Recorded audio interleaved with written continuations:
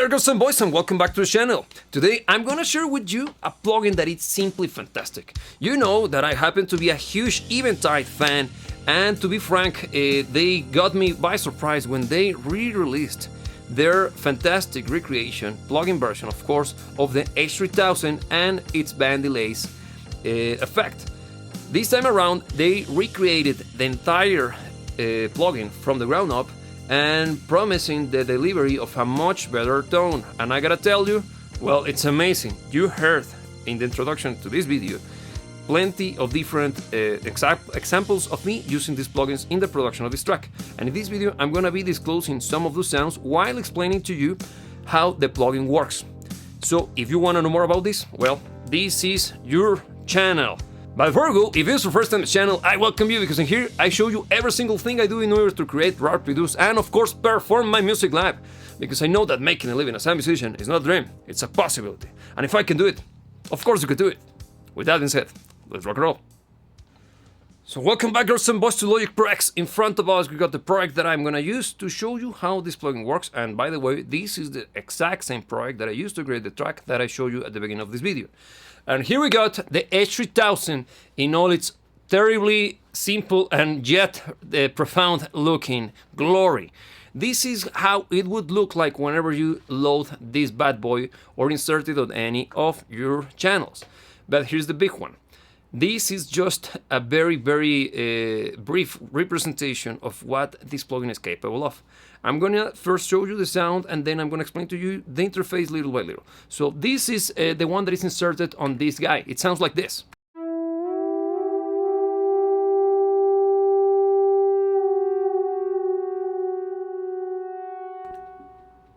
Pretty nice delay tail, right?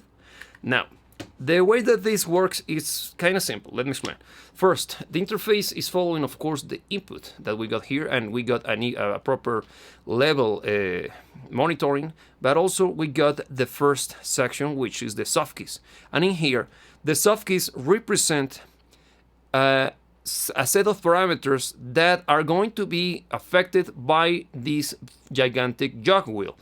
Right now I got selected this first soft key, and see what happens if I move this guy around. We'll start to affect the display over here, and whenever we have the rest of the sound or the sound going through, see what happens.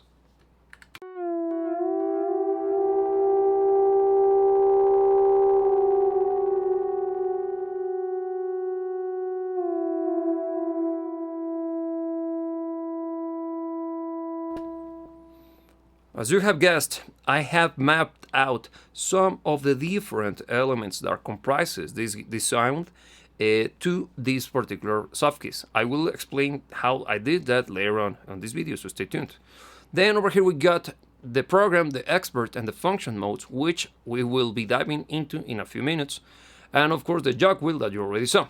And in here we got something that is fantastic. This is basically speaking like presets inside of the preset. If you can see over here, as soon as I hover over the number 2, it says rhythm. And if I click on it, you can see that automatically I already switch several parameters over here, and also inside of the plugin itself, just by the click of a button. If I go once again to the number 1, which says Atmos, look at that. You can actually automate this setting. So you can start to see how cool that is, right? You can simply, by the click of a button, or if you automate it, swap or change the entirety of the internal routing of your plugin very fast and clean and simple. Now, here's the big boy. If you click over here on the expand, alakablam! Now you got the entirety of the complexity that this plugin has to offer. It's much more simpler to understand than it looks. I'm going to try to be brief in this. This plugin works in a matter of modules or blocks. Each of them have its own set of controls that could be found over here, and it's following a routing matrix that, as you can see, it's using patch bay cables like cords, if that works or makes sense to you, to tell you how the signal is flowing. If you want to know more about these guys, let me know in the comment section down below, because each of them have several different functions. For example, just briefly, right now I got a patch on which I have a modulator, which is the pitch shift, that created that kind of quasi-ring modulation to the tone as soon as I began twisting soft key number 1, and also have my delay, and it's been affected in a parallel fashion. If you have work with a wet, dry, wet setting or setup on a guitar, that's very similar. Or if you are mixing and you have an auxiliary bus, it's basically that principle. The thing is that we're doing everything inside of the same plugin. It's really badass. And also, it allows you, for example, let's say that right now you can see that my delay is being modulated by my LFO that I got over here, which, yes, you can actually have different ways to manipulate the internal aspects of the plugin or the blocks in an automatic fashion. Now let me show you something very fun and cool. This is the sound that propelled the entirety of the track. And you can see that I'm using a similar, it's basically the same preset. I created this myself, but you will see that I applied automation. I'm going to be switching between Atmos and Rhythm on the snapshots as the track follows. Let me show you.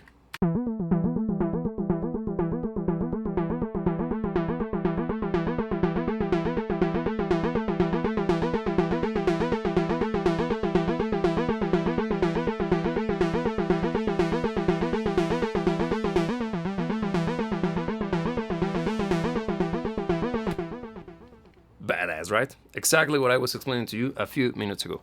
Now, I'm gonna go and move over to a different sound. This time around, I will show you this Moog drone, which is a...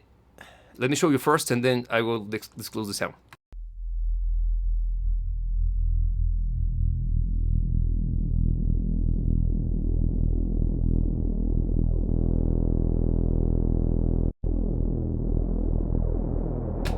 How about that? This, it's following the principles of one of the most beloved effects, and one of the things that made the H3000 so popular is the micro-pitch shifting capabilities of the device, which in simple terms, it's recreating the tone or the sound that you fed the device with, and creates doubles of it, but slightly detuned and when compared to the original. And as you could hear, I panned them hard left and hard right, and also applied a little bit of modulation. So it's not necessarily speaking steady. When you do that, you create this super wide, super lush sound that allowed this drone to fill in the gaps between the kick drum and the bass. Let me bring back the rest of the mix and you'll see what I mean. I'm gonna begin with the plugin off, and then I'm gonna bring it back.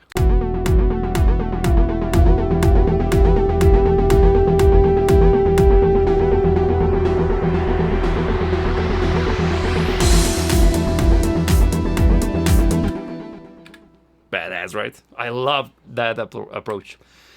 Now, over here, I'm going to introduce you now to the band's delay effect, which is like a much more a specialized version of what the delays coming from the factory plugin are capable of. This is very cool because what it does, as you can see over here, this graphic represents every single one of the repetitions, the delay themselves.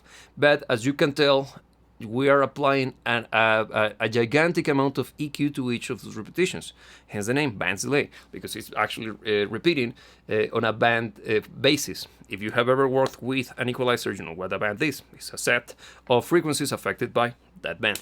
And it's very, very fun because it allows you to create very interesting repetitions. Let me show you the sound. This is basically just white noise filtered by the Moog itself, but then the delay kicks in, and see what happens.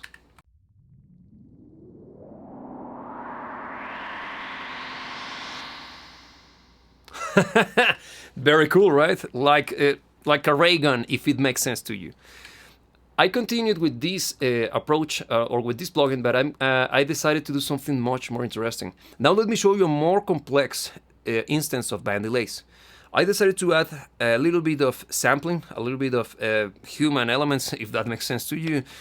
So I decided to apply or bring in the power of sample alchemy, that it's part of the built-in effects or built-in instruments that comes with Logic Pro. This is a fantastic plugin. If you want me to show you how to use it, let me know, but it's a very, very, very effective sampler. Okay, so the thing is this. I decided to apply or to bring in this sample. I'm gonna turn off all of my effect chain, and you will see that it sounds like this. Cool, cool and all, right? But I decided to add flair to it, or flavor to it, by first adding a little bit of control to my sample, because sometimes it was a little bit over the top, and by applying this center channel strip, which is one of my favorite plugins when it comes to producing music, I got a sound that is much more controlled through the use of the leveler. Cool, right? From here, this is the first stage. I went straight ahead and just look up for the fantastic pitch shifter that it's the effect that made the H3000 what it is, and I bring it on and see what happens now. It's starting to add more fun to the tone. From here, I decided to apply round, and this is the default setting. I didn't do anything to it. See what happens when I bring it back. This thing is just excellent. And from here, I went nitty-gritty and I created my own patch, or if I put it correctly, I actually loaded one of the patches that are part of the library that comes with the band delays plugin, but I tweak it to death. See what happens once I bring it back.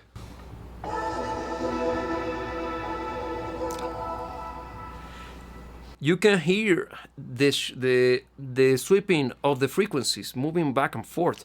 And yes, the graphic is showing you exactly what's going on. It's so cool. Now, I'm going to take advantage of this moment to show you the different these displays or different menus that you have access to whenever you click on these different buttons. We have been working the entirety of this time on program mode, which is what you have seen. And you can tell that even though we're dealing with two different effects, they are quite similar in function. How is that? All of them have this area, which is, well, both of them have this area, and I'm going to bring back both so you can have them both on screen at the same time. You can see that both of them have a master control area, which is going to be displayed here. And in here you can sync everything to the tempo of the track, and affect the different meters and the time signature that you are working on, so on and so forth. Wet dry mix controller over here, input and output, very self-explanatory, and you can see that you got quite similar parameters on both. The difference lies, of course, on the matrix that you got on the H3000. And over here, instead of the matrix, you have access to each and every single one of the repetitions. You can see that the frequency it's set to a particular band. Then you can apply a note, because this guy could be triggered by MIDI. More on that, a much more deep dive into this plugin. The cue, or how much we're affecting the band. Let me show you briefly. You can see that the red one is moving, changing its shape. And of course, what kind of filter. You can see that right now I got going on high pass filters and those band passes. And of course, the delay itself, that could be even control over here, or applying a grid-based delay, which is much more precise. Awesome. And of course, you got a panning knob, and that it's applied and replicated to each and every single one of the 8 bands that you can control, or delays, if you wish. From here onwards, we go to expert, and you can tell that both look horrible, but basically speaking, it's exactly the same parameters that I explained to you right a few minutes ago. It's basically the same principle: turn it on and off, phase, the frequency on which the band delay is being applied, again the MIDI note, the cue, and the kind of delay, and the output, and the panning. It's the same. Over here you got the same. If we can tell, or if we pay close attention to this area, you got here the delay time, which means that if we click on the delay, look at this, and it's the same. So don't, in simple terms, you don't need to actually take a look at the expert mode if you want to go deep into this program, because what you are actually doing on expert is having access to every single one of the parameters of all of the modules over here.